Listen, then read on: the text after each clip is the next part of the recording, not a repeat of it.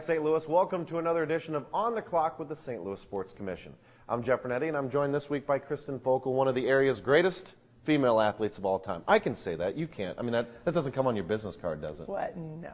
It's a little embarrassing, actually. Well, we have to say it. Now, tell everyone out there a little bit. We're going to get into the Sports Commission and all things you do as the Director of Development, but a little bit about your athletic background. Well, most importantly, where'd you go to high school? Of course. I went to St. Joe's in West County and played volleyball and basketball. Graduated in '94, then went off to Stanford. Played 4 years of both sports there, and then I went on to play professional basketball for about 5 years. Now, working with a lot of the teams in St. Louis, I always want to talk to ex-athletes about, do you miss playing whatsoever? Yeah, as we were talking about before we got on the air, I really don't. And what makes me feel good about that now is that when you retire, that's it. I mean, you generally don't come back because it's too difficult. And when you hang up your shoes, it's a rough decision. But I knew it was time. I haven't regretted it. And now I'm married with a son, so this is my new life now. So no Brett Favre? Is that what you're no, saying? no, not even close. No. Now, what sport did you prefer one over the other because you played both, and it was basically sports were your life growing up? Do you? Oh yeah. Well, typical kid when I was little did everything from gymnastics, if you can believe that, at 6'2", but just dabbled in everything. And as I got taller and older, when I focused on volleyball and basketball, really did love them equally. I've heard people say, well, you were a little bit more naturally gifted maybe in basketball, but to say I preferred one over the other wouldn't be accurate. So you go from professional basketball, where a lot of people would think, well, either you just get out of it altogether, you go into coaching, but then you come back home and go to work for the Sports Commission. How did that come about? Well, how that came about really was that I knew what I didn't want to do. I didn't want to coach. Just had never been interested in that. And when I got back, I thought, well, I want to do my nonprofit work.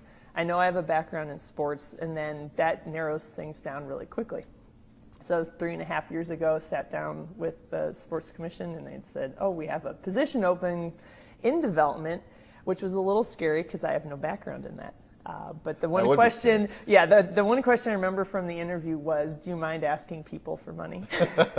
So with a lot of confidence, I said, sure, no problem, knowing I had never done it before. Well, don't ask me. I didn't bring my wallet That's right. today. Well, tell us a little bit about that, because St. Louis sports fans, they hear Sports Commission associated with all the big events. We just had a sellout in seconds, basically, for Mizzou, Illinois, on all the involvement and all the collegiate events and so on. But tell us a little bit about the finances of how the Sports Commission works, because, as you said, donations are the key. Yeah, well, what we're charged with is making the region a better place to live, work, visit, and play through sports. And what that means is we focus on NCAA championships, essentially, as well as Olympic trial events. And that's what we focus on. Well, to get that going, we need to bring in revenue. And that's where I come in as Director of Development, is that 50% of those funds come from corporate donations.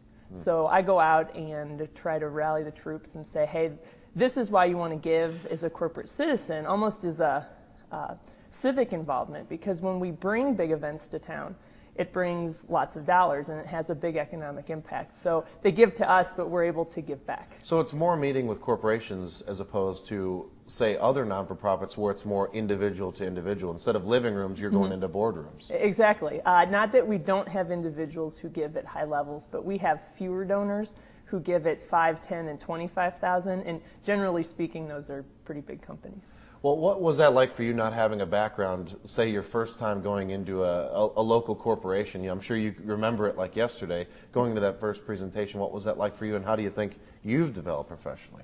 Well, I don't want to take too much credit because there was a lot of groundwork that had already been laid before I got there. And it was as much renewing and becoming comfortable with what does this new organization I'm with do.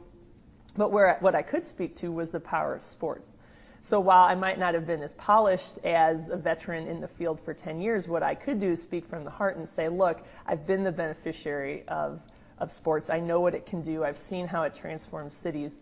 And so while I was nervous, you're still talking about something you know and have a passion for. I think you and I and a lot of the people that would watch this show value sports like anything else, but many in the community just see it as entertainment and one of the last things your dollar should go to. In this tough economy, how has that been a transition for you and your staff to go out and still say this is important even though dollars are stretched? Well, one of the key things I emphasize is that when we bring visitors in, you're not just using money within your society and cutting the pie up differently. You're actually making the pie bigger. So when companies say, well, we are a little tapped out, and we say, yeah, but we're going to bring money to you. Give a little bit to us, help us do what we do by covering operating costs, and then we'll bring in folks from out of town who are going to invigorate the economy, essentially, here. So that's one of the selling points. What is the percentage breakdown? I mean, not to put necessarily a number on it, but how much is operational and how much is really goes towards the events and everything that you're really looking to make this a part of? You know, I don't think I don't know what that answer is, but I know that when we go out and we say it's, please give to us, for the most part, it's operational costs. Because I'm not on the event side, I couldn't say, oh, well, 10% will go to the wrestling championships. But when you give, you're giving to the Sports Commission, you're giving to making sure our lights stay on, and you're giving to salaries so that we can go out and put on all these events. And that's wonderful, because that's the thing that we see in the media. The events are put on just mainly because of organizations like yourself. It's unreal to see what goes into these events. Yeah. Now, we talked about the Missouri-Illinois football game, how that has come together. The two universities have big pieces of it, but there is so much behind the scenes of these huge events, and then it gets even bigger with championships and the like. Oh my gosh, yeah, and it's no one can take absolute credit. That's rough too. Like you said, there are universities involved, the dome's involved, we're involved, but you always need that first instigator, someone who's going to write the bids, someone who's going to see the logistics through, someone who's going to truly make, in the case of Mizzou, Illinois, not just a game, but an actual bowl-like atmosphere. What goes on around the dome before the game, during the game, after the game. Tell us a little bit about some of the events that you guys work on. I know that the Taste of the NFL is a fall event that's not too far away. It's amazing. Here we are in the month of August. Football is upon us. Tell us a little bit about that. Well, Taste the NFL is one of two fundraisers that we have annually for our affiliated foundation. And it's a food and wine tasting event. We co-host it with the St. Louis Area Food Bank. This will be the second year we're holding it at their new facility out in Earth City, but it's the 6th year that we've had it in town. And it's a good time, and it's a pretty good source of funding for our foundation. Now again, where does that take place? It's October 13th at the St. Louis Area Food Bank. And if anybody's interested in tickets, please give me a call. My next question. At 992-0686. Then what other events, briefly, do you have coming up? I know that's coming up in October. What are some other initiatives you guys are working on? Well, the other big initiative that we have is really a clinic surrounding the Mizzou, Illinois football game.